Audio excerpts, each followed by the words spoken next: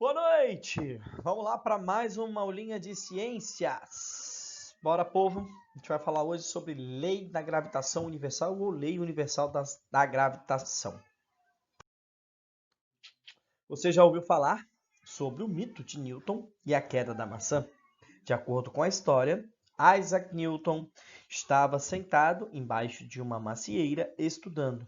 Ao observar a queda da maçã, olhou para cima e viu a lua.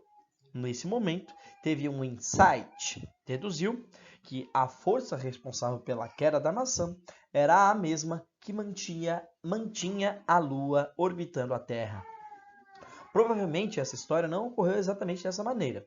Trata-se apenas de um dos mitos da ciência. No entanto,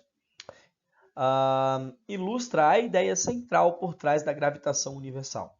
A gravidade que faz os corpos caírem na Terra é a mesma gravidade que mantém a Lua em órbita.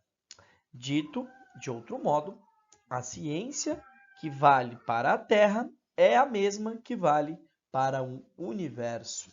É justamente essa explicação que motiva o nome da gravitação universal. Gravitação porque diz respeito à gravidade e universal porque a gravidade atua tanto no céu quanto na Terra. A gente tem a imagenzinha aí que vocês têm na apostila. Uma chargezinha, a verdadeira história de Isaac Newton. Nem descobriu a gravidade. Descobriu a gravidade, mas de uma forma meio embaraçosa. As leis de Kepler descrevem o movimento dos astros. Isaac Newton, na mesma obra em que apresenta as 3 leis de Newton, confirma os estudos de Kepler, apontando a causa dos movimentos dos planetas em torno do Sol. Para Newton, a força da gravidade é a causa desses movimentos, pois é uma força que ocorre entre todos os corpos do universo que possuem massa. Quanto maior a massa dos corpos, maior é a força de atração entre eles. Por isso, a força de atração é diretamente proporcional à massa dos corpos. Se aumenta a massa, aumenta a força de atração. Já a distância reduz a ação da força gravitacional. Por exemplo, um astro que tem a mesma massa da Terra, mas está a 2 AU, a unidade astronômica de distância do Sol, ou seja, o dobro da distância, né? Fica submetido a uma força gravitacional que é igual à 4ª parte da força de atração existente entre o Sol e a Terra. Então, se existisse, né, um planeta na distância que é o dobro da distância entre Sol e Terra, a atração gravitacional seria apenas 1/4, né? Aí, em relação ao que deveria ser com a Terra normal. Dobra a distância e a força é reduzida a 1/4, ok? Aí a imagenzinha que vocês têm para explicar isso na apostila é a mesma, não muda, né? A força gravitacional faz os campos se atraírem. Quanto maior for a massa destes, maior é a atração. Quanto mais distantes estiverem, menor é essa atração. A lei da gravitação universal de Newton afirma que a força de atração entre dois corpos é maior quanto maior forem as suas massas e quanto menor for aí a separação entre eles, ou seja, a distância entre eles. De acordo com essa lei, a força gravitacional que ocorre entre corpos celestes do universo apresenta a mesma natureza da força-peso, né? Essa aqui mantém a gente preso aqui na Terra, que atrai os objetos da superfície da Terra.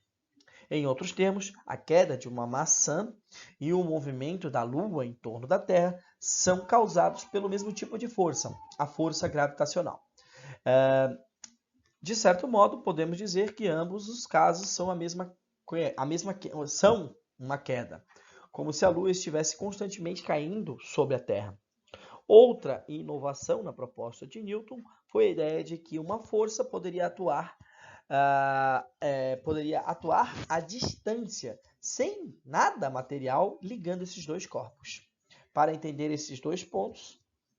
A Lua constantemente caindo e a atuação de uma força à distância. Realize o experimento proposto a seguir e analise o resultado. Na verdade, essa parte aqui a gente não vai precisar fazer, mas vamos ali.